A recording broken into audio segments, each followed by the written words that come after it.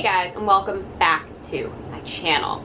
So I know this video is going up like super late. I've been mentioning putting up this video for a while and just haven't gotten around to filming it, but this is finally my August of 2023 reading wrap up.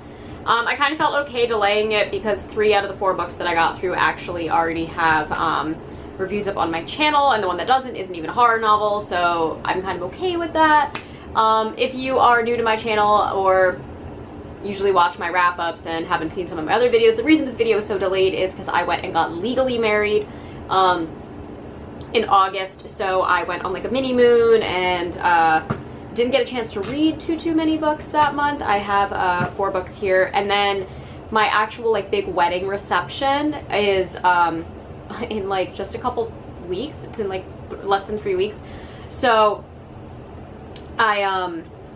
I've just been like crazy planning for that, and I'm trying to get as much reading in as possible, but planning a wedding is a lot more difficult than I expected it to be. I am not one of those people who's super into like detail-oriented things. I love throwing parties. I've worked as a bartender for 10 years, so I love the idea of like curating a space for a party, but there were a lot of other things that I didn't really realize I would have to pay so much attention to.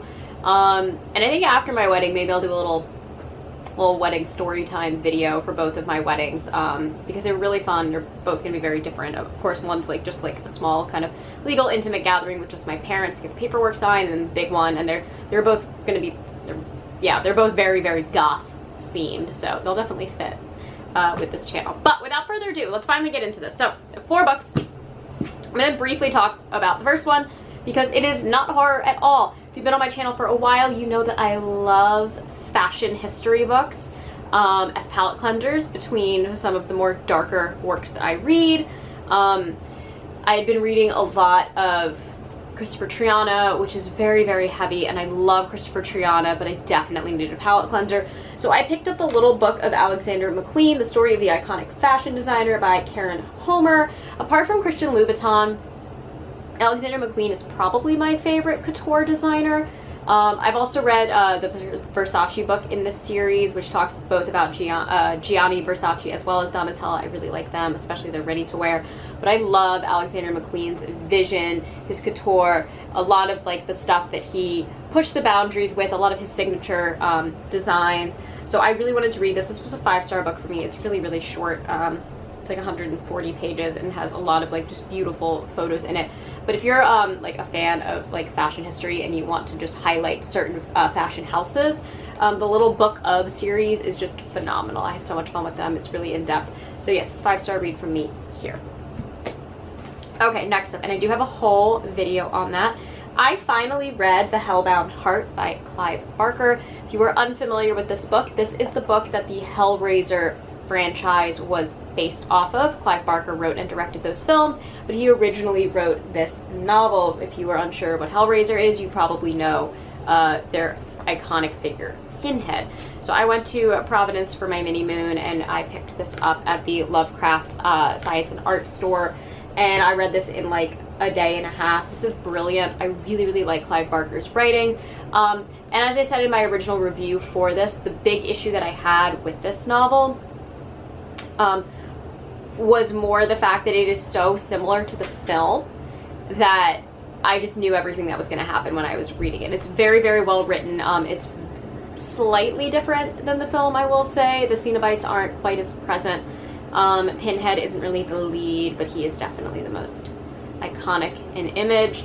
And this is an issue that I had when I read Silence of the Lambs as well. Silence of the Lambs is such an amazing film adaptation that when you read the book, if you've seen the film before, it is literally just like reading that script.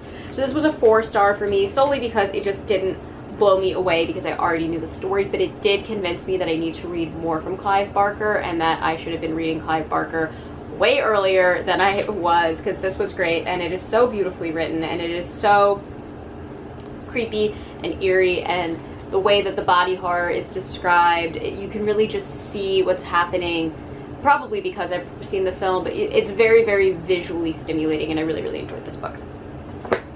So I do think I like the movie better. I think I said that in my video just on that. I do actually think I like the movie better. Okay, so then I read Lacuna's Point by Tim Meyer. This was on one of my most anticipated lists for the year. Tim Meyer actually sent this to me, as well as my friend Blackacre Doe, so we could do a buddy read together. I was very, very excited about this. And unfortunately, it was way too cosmic for me. This is the story of two teenage girls who go missing, and 3 years later, their parents get text messages from those two girls telling them that they are still alive and send them on a chase to try and find them. But when they get to the town where they disappeared, things really are not what they seem. Tim Meyer is one of my go-to authors. Every time he releases a horror novel, it's an instant buy for me. He writes like westerns and stuff, and I'm not a western person, so I don't always buy those. But I do always buy his horror novels. I was very, very excited about this. I absolutely loved Paradise Club as well as Malignant Summer, which are both cosmic-y. They're very, very much cosmic horror books, but they are written in a way that isn't too cosmic for me. And this one just really leaned into the cosmic horror. And I will say that I appreciate that it was definitely something that was throughout the novel, versus what I hate about cosmic horror is when you get that existential dread right at the very, very end and you realize that it's a cosmic cause. This one, from the very jump, you kind of could figure out that there was something interdimensional and cosmic about it. I do love that Tim Meyer, when he writes cosmic horror, sticks to this kind of aquatic life force theme. I love that all of his cosmic entities definitely feel like they could fit in the same universe across all of his different stories. I feel like that's really strong. But I feel like this book had an outline for a story that wasn't told. The book really focused on the perspective of the parents, whereas I felt like it would have benefited if we had learned less about the parents and more about the children. They, to me, were far more interesting and dynamic characters, whereas the parents, our two main characters, Ellie and Mitch, I just felt were very one-dimensional. Didn't have a lot of room for character growth or a story arc, because a lot of the trauma and torments that had already basically formed them into who they were at the start of the book had happened before the book really began. So there wasn't really much for us to see them evolve into, and I felt that that really hindered the story. And their children were really, really interesting characters, and very, very few chapters were told through their perspective, and I felt like had that flipped, I would have been more in tune to it, because it was so cosmic and so complicated and complex in what the cosmic entities were, that while I was focusing on that, I wasn't connecting with any of the characters, and I felt like if I had had more of a connection with the characters, I probably would have liked this book a lot more. That being said, both of the villains in this book are awesome. Foley and Mayor Black are terrifying, and I love all of the chapters with them, because they are so evil and they are so vastly different from one another, and yet work so well to push this narrative forward in like their evil ways, and they're just very, very interesting, intricate characters to read about, and I really loved their unravelings in this story.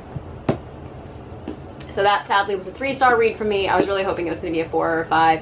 While I did enjoy it, I just wasn't blown away by it, and I hold Tim Meyer to a very, very high expectation and a very high standard, because he is one of my go-to authors.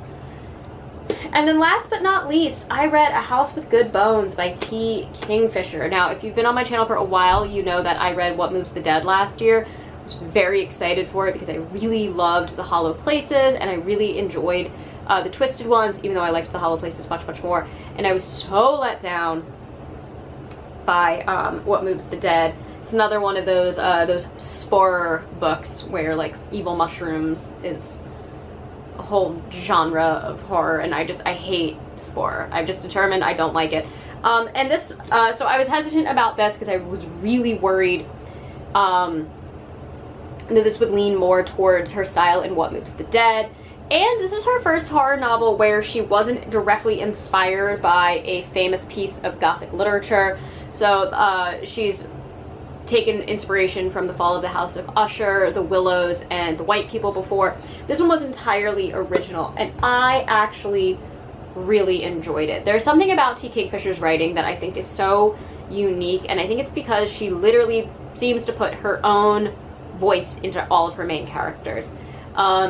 Every main character I've ever read from T. Kingfisher, apart from the one in What Moves the Dead, feels like the same person. with the same colloquialisms, the same like bad habits, and I really enjoy that character type. I think it's a really fun, relatable, real person, and not like overly glamorous or perfect. They have lots and lots of flaws, and they're just really, really fun to read about. Anyway, this is the story of a woman who stays with her mom in their grandmother's old house, and while she is there, she notices that there is something wrong with her mother. You know what, I think I'm just gonna leave it at that.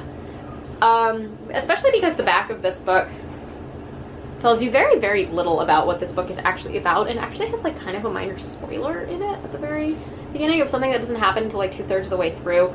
But this is a great book about familial relationship. That familial horror, I think, is a really unique niche of horror that I'm realizing I really, really, really enjoy. Anya Alborn probably does familial horror the best, because I feel like it's kind of the only type of horror that she writes, where that's like the core root of it. And while that wasn't really present in The Hollow Places or The Twisted Ones or What Moves the Dead, even though you could argue The Fall of the House of Usher really is a story about that, this really nails that theme on the head. And this is about the relationship of daughters and to their mothers, as well as just daughters and their parents in general. The setting is great. The characters are fun. It is whimsical, it is weird, it is jovial at times, it is kind of wacky, and then it gets very, very over the top and scary. There's a lot of like occult ideologies in here that are actually rooted in history, which I thought was really, really cool. There's a lot of vultures and a lot of bugs, but like not in the scary way. Like bugs are kind of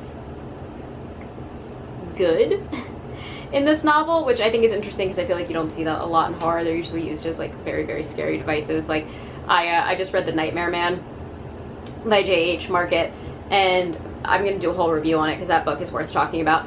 But he tries really hard to make moths scary, and I love moths. I love moths. So the whole time I was like, they're not scary, they're just cuddly and cute, and he's trying so hard to make them scary. But if you're like scared of bugs, I can see how it would be scary, but I don't know, I think moths are adorable. But yeah, I did really, really enjoy this. I felt the ending was a little rushed, and there was definitely some moments that were like hard to follow, and like the explanations weren't fully hashed out for me. But I was just having so much fun with this book that I kind of just overlooked some of the like minor plot holes that reared their head. So this ended up being a 4-star read for me. I didn't love it as much as The Hollows, but I definitely loved it more than What Moves the Dead, and I definitely loved it more than The Twisted Ones. And it put me back in the T. Kingfisher fan club because I was really let down by What Moves the Dead. So 4 stars for that. Anyways, that is all that I have today. Hopefully my next month will be more. I've already gotten 3 books down, so I'm hoping to get another 3, so I'll have a larger wrap up. I just picked up The September House by Carissa Orlando, and I know nothing about it except that it keeps popping up on my Instagram, and it's called The September House, and it is September, so we're gonna read it and see what we think. Oh, and this is The Nightmare Man. I mean, this was a cover buy. I absolutely purchased this book because the cover was so cool. But I'm gonna talk about that book because I just finished it. Anyways, that is all. Like I said, that is all that I have for today. As always, I try to post every Monday and Thursday, sometimes on Saturdays. I try to always get at least 2 videos up a week. If you enjoy these videos, please hit the like and subscribe buttons down below, and I will catch you all in the next one. Mwah.